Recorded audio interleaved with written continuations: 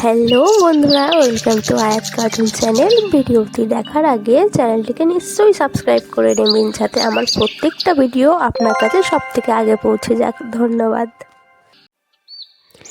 বহু বছর আগে এক গ্রামে বাস করতেন একটি যুবক এবং তার সুন্দরী স্ত্রী, এবং তাদের লাভ ম্যারেজ করে বিয়ে হয়েছে এবং তার স্ত্রীটি খুবই সুন্দর ছিল আর তাদের দুজনের সম্পর্কটাও খুব মজবুত ছিল।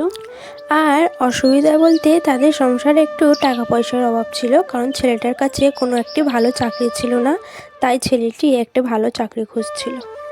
সব ভালোই চলছিল, কিন্তু একদিন গ্রামের মোড়লের কুদৃষ্টি পড়ল সেই মেয়েটির প্রতি, এবং মেয়েটিকে দেখার পরেই মোড়ল মশাই ফোন দিয়ে আটতে শুরু করেন যে ছেলেটিকে কি করে বাইরে পাঠানো যায় এবং মেয়েটিকে নিজের জালে ফাঁসানো যায়। এবং এইভাবে কিছুদিন ভাবতে ভাবতে মোড়ল মশাইয়ের মাথায় একটি কুবুদ্ধি আসে, এবং তার পরের দিনই মোড়ল মশাই গ্রামে এক বৈঠক বসান। এবং তার পরের দিন সকাল হলো এবং সবাই মোড়ল মশাইয়ের বৈঠকে প্রস্তুত হলেন।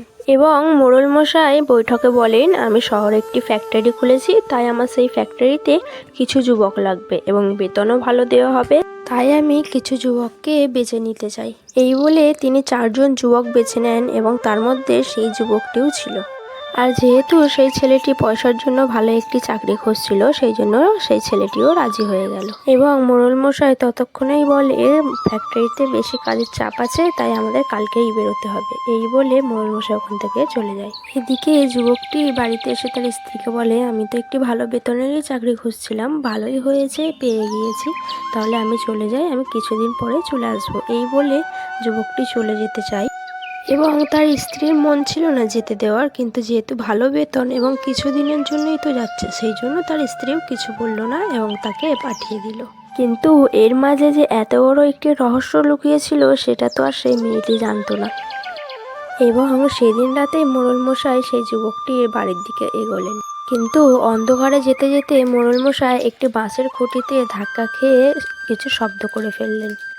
এদিকে মেয়েটি তো রাত হয়ে গেছে, তাই জন্য ঘুমোচ্ছিল, কিন্তু স্বপ্নবতীর আওয়াজ শুনে মেয়েটি যেন থতমত খেয়ে উঠল এবং সে ভয় পেয়ে খাটের ওপর উঠে বসে জানলা দিয়ে উঁকি মেরে দেখতে থাকে এবং বলতে থাকে, কে ওখানে, কে ওখানে আওয়াজ করছেন। এবং জানলার ওদিক থেকে মোড়ল মশাই তার পরিচয় দিলেন এবং তাকে বাইরে আসতে বললেন। এবং মেয়েটি বাইরে এসে অবাক হয়ে মোড়ল মশাইকে জিজ্ঞাসা করলেন, কি ব্যাপার মোড়ল মশাই, এত রাতে এখানে, কিছু হয়েছে নাকি? এবং তখনই মোড়ল মশাই ভয় না পেয়ে নিজের আসল উদ্দেশ্যটি মেয়েটিকে বললেন এবং বলে উঠলেন যে, আমি তোমাকে দেখার পর আমার মনে শান্তি নেই, আমি তোমাকে পেতে চাই। এবং বলল, তোমার স্বামীর কথা তুমি চিন্তা করো না, আমি ওর জন্য অন্য এক ব্যবস্থা করে রেখেছি। এবং এসব কথা শুনে মেয়েটি তো খুবই ভয় পেয়ে গেল এবং মেয়েটি বলে উঠলো, কী ব্যবস্থা করেছো তুমি আমার স্বামীর জন্য? তোমাকে কোনো ব্যবস্থা করতে হবে না, আর এসব তুমি কি বলছো? এদিকে মোড়ল মশাই বলে উঠলেন, তুমি ঠিকই শুনেছো, আমি তোমাকে পাওয়ার জন্য আমি সব কিছু করতে পারি। এবং মেয়েটি বলে ওঠে, ঠিক আছে, তুমি আমার জন্য সব করতে পারো, তো তুমি তাহলে আমার একটি প্রশ্নের উত্তর খুঁজে এনে দাও, তাহলে আমি ভেবে দেখব। এবং মোড়ল মশাই বলে উঠলেন, ঠিক আছে, কী প্রশ্ন করবে বলুন। এদিকে মেয়েটি বলল, ঠিক আছে, তাহলে প্রশ্নটা শুনুন। মাংস নষ্ট হওয়া থেকে রক্ষা করতে আমরা লবণ ব্যবহার করি, কিন্তু যদি সেই লবণই খারাপ হয়, তাহলে আমরা মাংসকে রক্ষা করব কীভাবে? এবং মোড়ল মশাই কিছুক্ষণ ভেবে ভেবে বললেন, ঠিক আছে, তোমাকে এই প্রশ্নের উত্তর আমি কালকে দিয়ে দেব। এবং এই বলে মোড়ল মশাই ওখান থেকে চলে যায়। এদিকে মোড়ল মশাই গভীর চিন্তায় পড়ে গেলেন। একটা রাতও কেটে গেল, কিন্তু তিনি কোনো উত্তর খুঁজে পেলেন না। এবং এই উত্তরটি খোঁজার জন্য পরের দিন তিনি বৈঠক বসালেন এবং বৈঠকে তিনি এই প্রশ্নটি সবাইকে করলেন যে, মাংসকে নষ্ট থেকে রক্ষা করতে আমরা লবণ ব্যবহার করি, কিন্তু সেই লবণই যদি খারাপ হয়, তাহলে আমরা মাংসকে পচন করব কিভাবে? এবং বলে ওঠেন, এই উত্তরটি যে আমাকে দিতে পারবে তাকে আমি কিছু পুরস্কার দেব। এবং পাশ থেকে একটি বৃদ্ধা বলে ওঠেন, আমি তোমার এই প্রশ্নের উত্তর দিতে পারব। তারপরে এই বৃদ্ধা বলে ওঠেন, এটা একটি প্রশ্ন নয়, এটা একটি গভীর কথা, কারণ আপনার সাথে যা ঘটেছে সেটা আমি জানি। সে মেয়েটি আমাকে সব কথা খুলে বলেছে।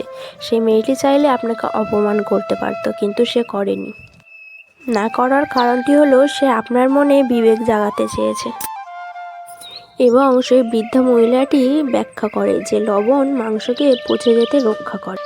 কিন্তু লবণ যদি নিজেই নষ্ট হয়ে যায় তবে মাংসকে রক্ষা করবে কে? অর্থাৎ আমরা সাধারণ মানুষেরা যদি ভুল করি তাহলে নেতারা এবং মোড়লেরা সঠিক পথ দেখায়, কিন্তু তারা নিজেরাই যদি ভুল করে তাহলে আমাদের জনগণকে রক্ষা করবে কে? অতএব পিতামাতা যদি বেপদে চলে যায় তাহলে সন্তানকে রক্ষা করবে কে? এবং শিক্ষক যদি পথ হারায় তাহলে জ্ঞানের আলো দেবে কে? আর যদি বিচারক, নেতা, সেনাবাহিনী কিংবা পুলিশ তারা যদি খারাপ পথে যায় তাহলে আমাদের জাতিকে রক্ষা করবে কে? আর এই কথা শুনে মোড়ল মশাইয়ের মাথা লজ্জায় নিচু হয়ে যায় এবং মোড়ল মশাই বলে ওঠেন, আপনি ঠিক বলেছেন, আমি যেই ভুলটা করেছি আশা করি আর কেউ কোনোদিনও করবে না। হ্যালো বন্ধুরা, প্রথমত ধন্যবাদ আমার ভিডিওটি পুরোটা দেখার জন্য, এবং ভিডিওটি যদি ভালো লেগে থাকে তাহলে নিশ্চয়ই লাইক অ্যান্ড কমেন্ট করে দেবেন এবং আপনার বন্ধুদের সঙ্গে শেয়ার করতে কখনোই ভুলবেন না। Bye bye.